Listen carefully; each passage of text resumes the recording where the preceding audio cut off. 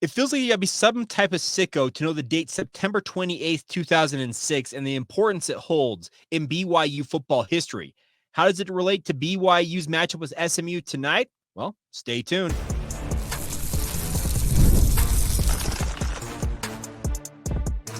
You are Locked On Cougars, your daily podcast on the BYU Cougars, part of the Locked On Podcast Network, your team every day.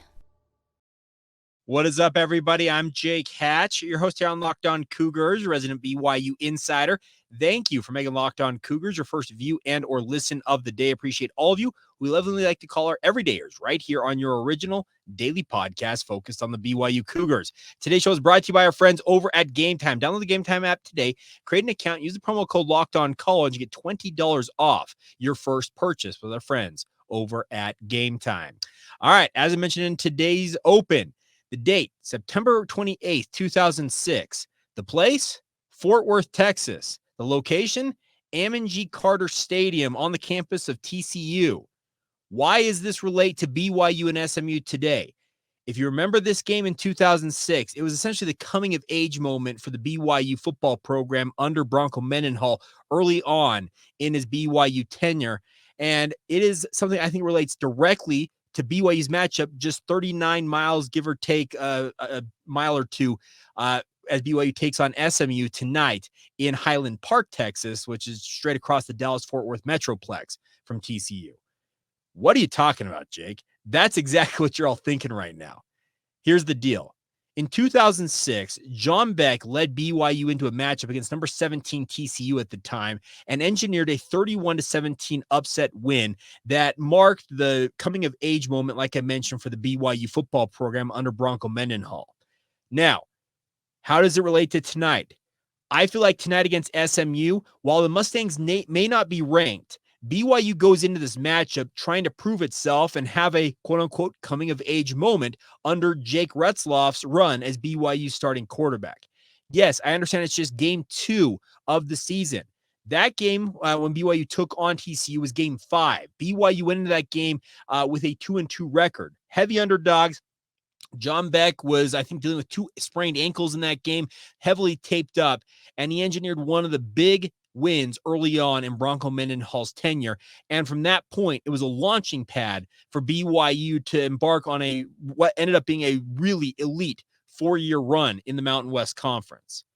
Could tonight's game against SMU be a similar type launching pad for BYU, Jake Retzlaff, and Kalani Sitake to lead themselves to a surprising season? I feel like it could. Here's the situation. BYU finds itself as a double-digit underdog. Depending on where you look, our friends over at FanDuel, last I saw, had BYU as a 10.5-point favorite. It's been as high as 13 points at different sports books, and the biggest thing is BYU is not considered to go into this game and win it by any means. If you guys want to feel for it, I actually, I'm a bit of a sicko, as I mentioned, to open up today's show. I won EA Sports College Football 25, and I ran 5 simulations of this game for BYU and SMU. What were the outcomes, Jake? 1 win for BYU, 4 wins for SMU. That shows that it's kind of what they're expecting it to be with these odds. The situation at hand, though, is Jake Retzlaff, much like John Beck, can, I think, win over the hearts and minds of BYU fans if he can lead BYU to a victory tonight against SMU, a la John Beck in 2006. Remember, John Beck, early on in his run at BYU, was a guy that cried in a post-game press conference and got made fun of mercilessly for doing so. Jake Retzlaff had an 0-4 record last year, and I think most people are still just hung up on the fact that he had a 100-yard pick six against Oklahoma, and it doesn't matter what he did outside of that, including some very, very good play in that game against Oklahoma, and obviously the following week against Oklahoma State when they came agonizingly close to notching a win in double overtime. It doesn't matter. It is stuck in people's minds that Jake Retzlaff, quote-unquote, is not the guy. That was kind of the storyline around John Beck for a long run during his time at BYU. Remember, John Beck shed that label with 1 win. It really felt like the transition, the transformation of John Beck, the crybaby, to John Beck, the all-timer in BYU football history, happened on one night, September 28th, 2006. Can September 6th, 2024 be that same type of night for Jake Retzlaff? I sure hope so. There is a big opportunity sitting here for Jake to go out there and prove himself in front of the world. This is a standalone game. It's on ESPN2. The vast majority of college football programs are going to be tuning into this game to watch because they're going to be in a hotel somewhere, whether on the road or at home, getting ready for their respective games coming up tomorrow. You have a major opportunity here if you're BYU football to essentially establish yourselves and say, hey, we know we failed last year. And I know a lot of people, speaking of, as if I'm BYU, we know a lot of people don't believe in us. Let's step out and show what we're capable of. I look forward to this matchup. I've got an interesting gut feeling about this game. We're going to delve more into what I think BYU should do to attack SMU, my quote-unquote keys to the game momentarily. But could this be that John Beck coming-of-age moment for Jake Retzlaff? Be a lot of fun if it does pan out that way, because that would indicate BYU is a serious player this year in the Big 12. I'm not saying they're going to be a contender. I'm not saying they're going to go out there and blow the doors off of people. But this game, the FPI ratings on it, frankly, don't give BYU much of a chance. 21% according to ESPN's Football Percentages Index. I told you guys ran those numbers on 5 games of BYU and SMU playing. 4 for SMU, 1 for BYU. That's a 20% win total. It matches right up with the FPI here for BYU. Utah, the game at Utah that everybody thinks that BYU has zero chance in at this juncture, BYU has a better chance in that game right now than they do going up against SMU. So go out there if you're BYU, play fast, play loose, take care of the football, and show the world what you're made of. And hopefully, just hopefully, have that coming-of-age moment that Jake Retzlaff could transform himself from a guy who's a bit on the outside when it comes to BYU fans to becoming a beloved figure a la John Beck in BYU football history. All right, what will it take for BYU to get this win over SMU? Glad you asked. I watched all of the games SMU has played this year, as well as looking back at the last matchup that BYU and SMU played in that New Mexico Bowl in 2022. What do I think BYU should do to win this game? We'll delve into that next, right here on Locked On Cougars.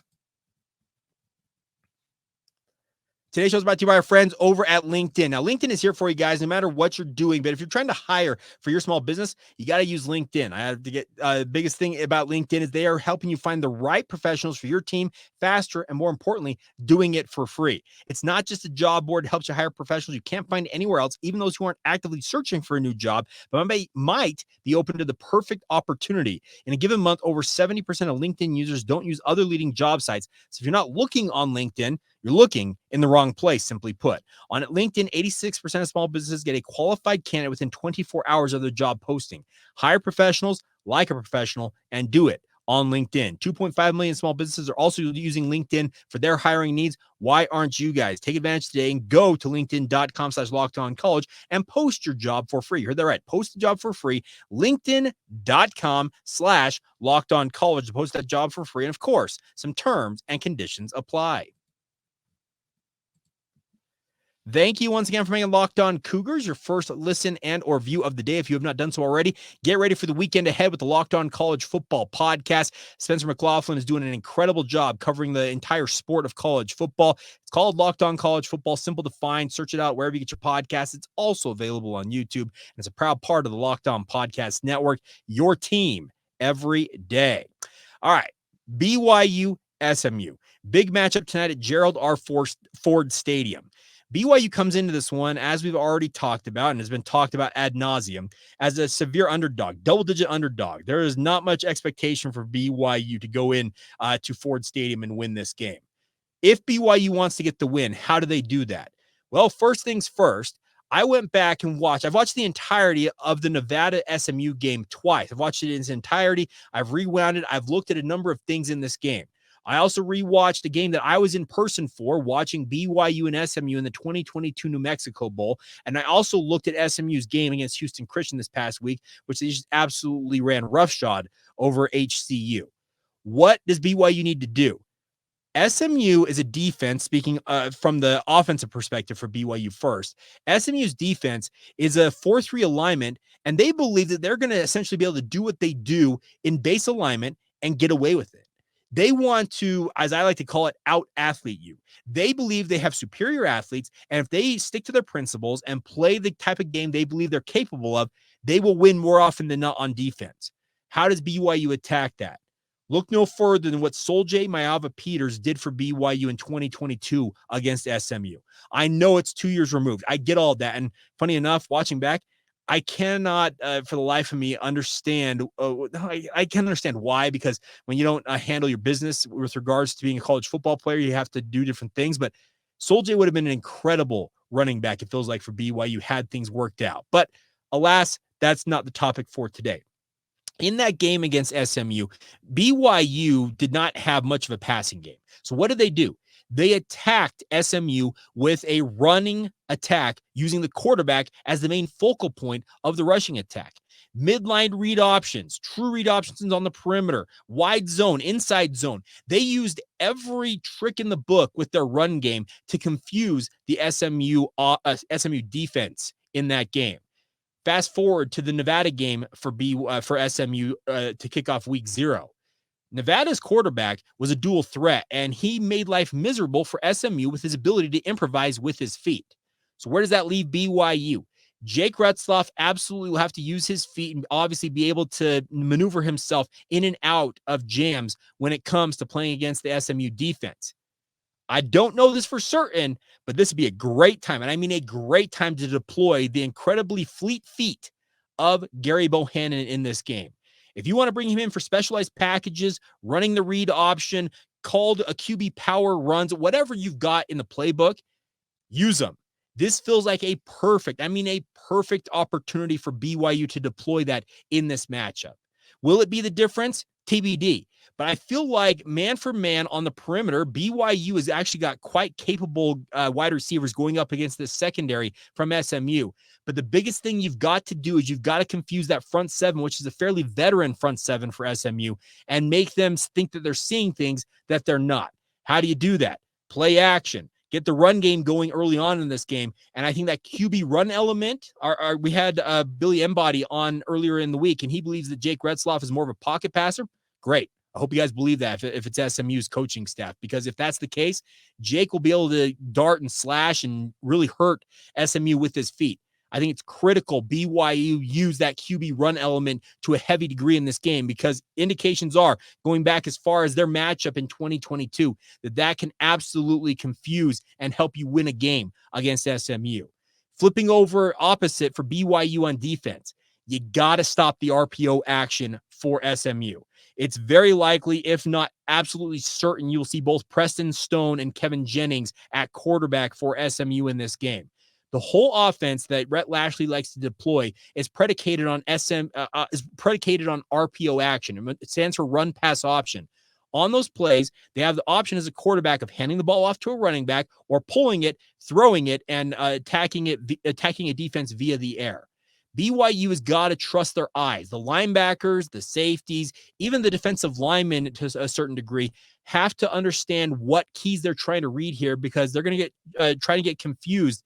Speaking of SMU trying to confuse them, and you've got to be able to look and understand what is being deployed and attack it at the right time. Yes, there are going to be times BYU will gamble on potentially shutting down the run in an RPO action, and a guy like Preston Stone may pull it and sling it over your head for a 10-yard pickup. You'll take that every so often, so long as you're winning more than you're losing in this. This is a game I believe that BYU needs to make this a one-dimensional game. I would go all out on shutting down Brashard Smith if I'm BYU. They're a fantastic running back. Speaking of the SMU Mustangs, shut him down, limit the ground attack for SMU, and force Preston Stone and or Kevin Jennings to beat you with their arm. I don't believe, outside of RJ Maryland, who, by the way, RJ Maryland is a seminal talent. He is going to be a high-level NFL tight end, much like his father when he decides to declare for the NFL draft. He's an incredible player. But outside of him, I am not all that concerned with the talent level of SMU's receiver core. They have not proven to be the Rashee Rice. Remember, Rashee Rice was absolutely dynamite for SMU, and he's still doing that in the NFL to this day with the Kansas City Chiefs. Well, since he left, and Billy Embody alluded to this, they have not had a proven wide receiver step up and kind of seize the reins and become that go-to guy. Well, RJ Maryland is that. He's a tight end. He's more of a Y tight end, kind of a slot tight end, if you want to talk about it. I would bracket cover him, have a linebacker underneath, have a strong safety over the top, and make life miserable for that dude, and essentially tell them, okay, find somebody else to attack us in this defense. So yes, number one, shut down the run. Make sure Brashard Smith is a marked man every single time. Don't allow Kevin Jennings and Preston Stone to attack you with their feet as well in the QB run game. And then just swallow up RJ Maryland. And if somebody from SMU steps up and beats you in that circumstance, well, guess what? You probably tip your cap to them and say, you know what? You solved the riddle and you beat us in a different way than we anticipated. I don't think it's all that difficult to defend SMU in this game, but talking about it and actually doing it are two very, very different things.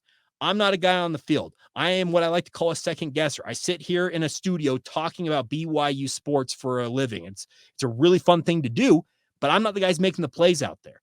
The guys like Tyler Batty, John Nelson, Ace Kafusi, Harrison Taggart, Jack Kelly, Tanner Wall, Jacob Robinson, just to name a handful of guys.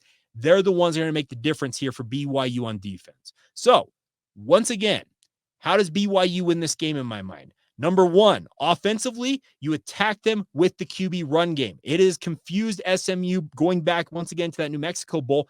Remember, I love Sol-J Maava-Peters, but there's a reason why he transitioned to running back after that one and only start he got at BYU as a quarterback, because he is he's a running back. He was not a quarterback. He was a running back playing quarterback in that game. But guess what?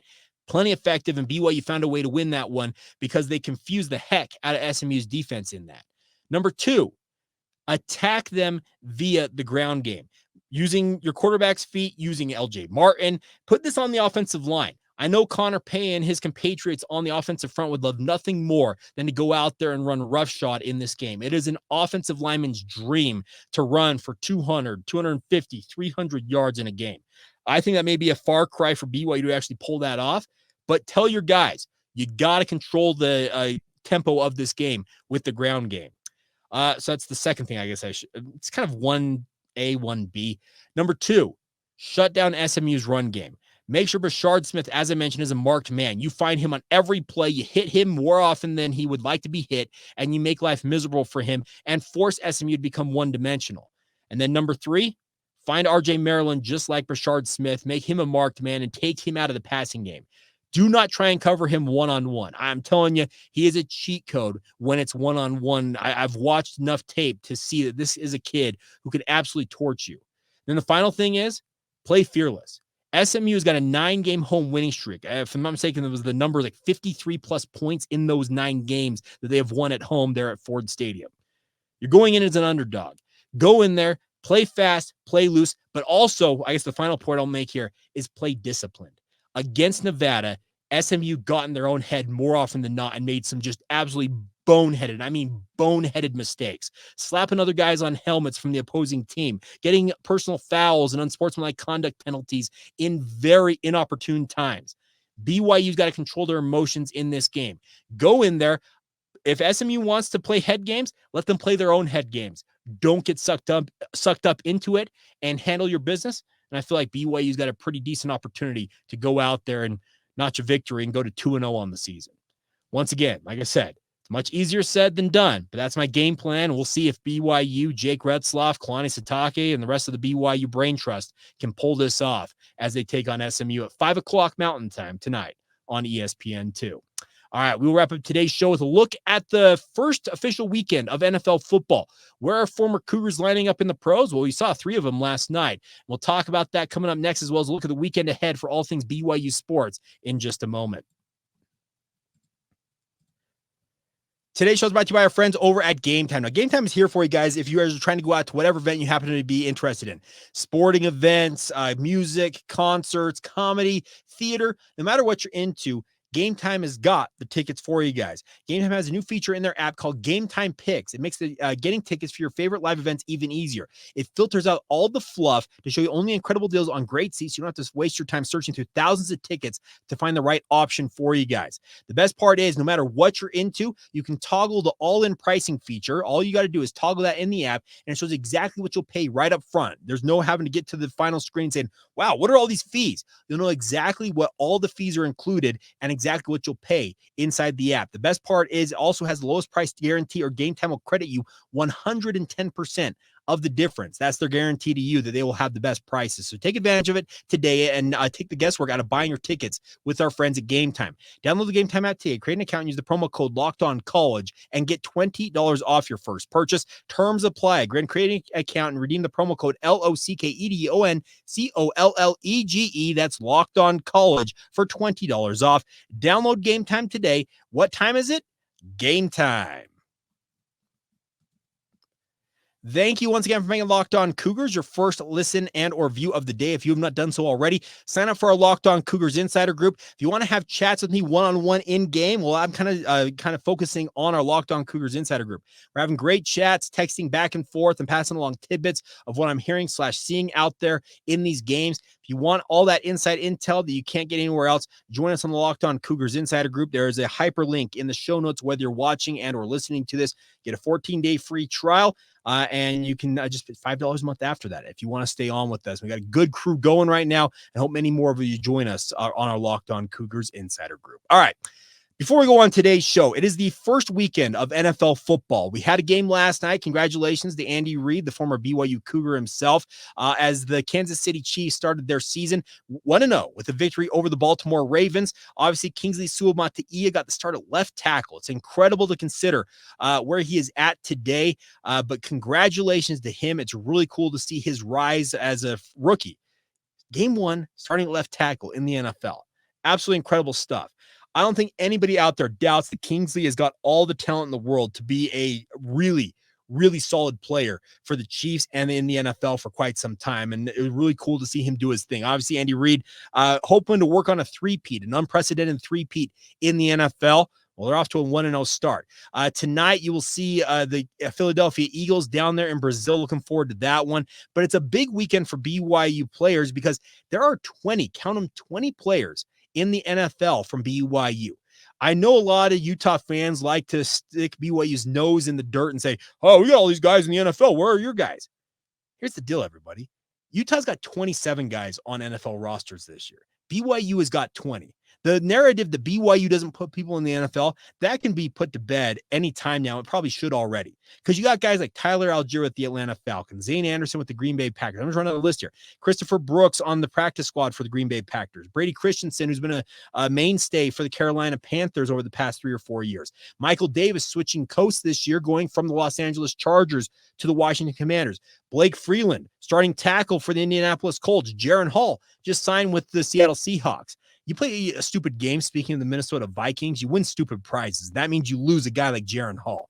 The fact that the Vikings picked Brett Rippon over Jaron Hall as their third quarterback, yeah, you deserve what's coming to you, Minnesota. And I, as a 49ers fan, I can't stand the Seattle Seahawks, but it is an incredible opportunity for Jaron Hall. He is in a better spot, I feel like, to succeed with Seattle than he was in Minnesota, and congratulations on him. I know that he's on the practice squad in Seattle for the time being, but I see him getting elevated to the active roster very quickly. Congratulations are in order to Taysom Hill, the do-everything player. They list him as a tight end, but he's just a football player in FP, if you ask me. Named as a team captain for the New Orleans Saints. What an incredible story Taysom has become in the NFL. Puka Nacua, who can forget what he did as a rookie last year, setting the NFL on fire. What does he have for an encore this year as a sophomore? It feels like he is poised to do some really, really big things, and I'm looking forward to it. Ryan Rico, the starting game one punter for the Cincinnati Bengals. Incredible story for him, obviously, as an undrafted free agent, having to latch on and proving himself. I know some injuries played a role in that, but the simple fact of the matter is he's the number one punter for the Bengals for the time being. We already talked about Andy Reid as the head coach for the Kansas City Chiefs. He is an all-timer, and if he continues to win Super Bowl titles, well, it's pretty quickly going to become, is Andy Reid the GOAT when it comes to coaches? I know Bill Belichick is considered to be that, But Andy Reid can make a run at that, and he's got the team to do that. Keaton Slovis on the practice squad with Houston Texans. Think about it. The last 3 starting quarterbacks for BYU, speaking of Zach Wilson, Jaron Hall, and now Keaton Slovis, have all been in the NFL and are still in the NFL. Talking about Zach now with the Denver Broncos. He's probably going to be elevated to the number 2 spot at some point behind Bo Nix. And if Bo Nix falters at all, Zach may get his shot to play for Sean Payton, but really cool to see him doing his thing. Sione Takitaki is now with the New England Patriots. He's on the PUP list right now, so obviously we'll be wishing him luck as he works his way back from injury, but cool to see him hanging on in the NFL. Kairos Tonga now at the Arizona Cardinals. Remember, he was taken, kind of cast aside, and then rehabilitated his image as a run stopper with the Minnesota Vikings. Well, now he's doing it down in the desert. Max Tooley on the practice squad for the Houston Texans. It's crazy to see him not make the active roster, but feels like it's just a matter of time.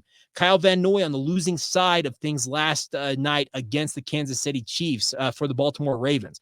Is Kyle going into year 11 this year? It's crazy to consider how far KVN has come and the fact that he's still doing his thing. Of course, I got all the love for Fred Warner in the entire world. I'm a 49ers fan, as I said, still doing his thing for the San Francisco 49ers. I'm praying, knock on wood, that the Niners win the Super Bowl title this year for me, but cool to see Fred get his shot. And then Jamal Williams teaming up with Taysom Hill down there in New Orleans. I just listed 20 names of guys from BYU who are repping in the NFL today. It is incredible to consider how many of these guys have had impacts on the BYU football program, but it's also cool to see them making their mark in the NFL. I would say that the impact of BYU's 20 guys outdoes the 27 that Utah has. And that's not some rivalry smack. Just look at what each of these guys mean for their respective teams, it feels like, across the board. It's really, really cool to see what BYU is doing. And it feels like there is going to be more opportunities for guys in the near future. I feel like next year, Connor Pay, Tyler Batty in particular, should latch on in the NFL somewhere. Could you also see a guy like Caleb Etienne make good on BYU's run of left tackles being drafted? Sure feels that way after game 1 because he's top 10 in the country right now in PFF ratings after week 1. There is a lot of good things going for BYU. And the nice part is they're well represented at the National Football League level. And hopefully that will continue well on into the future. And I think it's a really, really kind of just overplayed misnomer that BYU isn't an NFL factory. No, they are a bona fide NFL factory. If you're good enough, you can go to the NFL from BYU. I know there was a run with Bronco Mendenhall. It's kind of hung over the program since Kalani took over that they can't get guys to the pros. It's not true. They can absolutely get guys into the NFL. They actually put impact guys into the National Football League as well. It's really cool to see that, and congratulations are in order to all these former Cougars. I hope you guys have fantastic seasons. Stay healthy and go out there and make all of us proud on the professional level. Other notes real quick from the weekend, I guess earlier this week and going into this weekend, number 14 BYU women's volleyball beat Lipscomb in 4 sets last night. Congratulations to them on that. Also, BYU women's soccer got back into the win column after back-to-back losses, slotting 2 goals past Boise State at Southfield. They'll be taking on Arkansas, number 6 Arkansas, Saturday evening down at Razorback Field in Fayetteville. So best of luck to them as they head to SEC country, and hopefully they can surprise everybody and get another big win there. And then also BYU women's volleyball tomorrow night. Speaking of Saturday night, they will take on number 19 Georgia Tech as part of that BYU Nike Invitational. Like I said, they beat Lipscomb in 4 sets to start that off. They'll take on Georgia Tech tomorrow night in a top 20 showdown. So if you don't have plans, get down to the Smith Fieldhouse and watch BYU in action this weekend. It should be a really, really fun time. And obviously it's a big, big opportunity across the board just to support BYU sports. School is back in session. A lot of these sports are coming online. Women's soccer has been going for a minute now. Women's volleyball.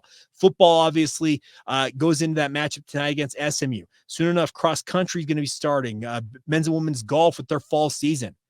It's go time, everybody, and it's really, really fun. It's a fun time of year. I love covering BYU, and I love doing what I do here on the podcast. All right. You stuck around this long. Well, you probably want my prediction for BYU and SMU.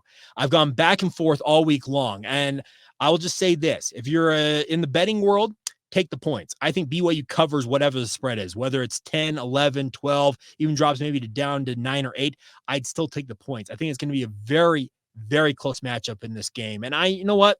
Screw it. Give me the Cougars. 28-27, BYU goes to 2-0 as they take on the SMU Mustangs and now turns their attention to the Wyoming Cowboys. We'll do a postcast breaking down whatever happens, win or loss, obviously shortly after the game goes final. If you want to tune into my pre- and post-game coverage, check us out on the KSL Sports Zone with that, the Cougar pre- and post-game show with Alex Kirill. Plenty of coverage in the lead up to the game. But once again, a 5 o'clock kickoff between BYU and SMU, and I, for one, cannot wait. All right. So that is going to do it for this edition of Locked On Cougars. And until really tonight, when we do a postcast edition, have a great rest of your day. Thank you for all of your support of the podcast. As always, thank you for making it your first view and or listen of the day. And of course, a big thank you to all of you who are everydayers with us right here on the Locked On Cougars podcast.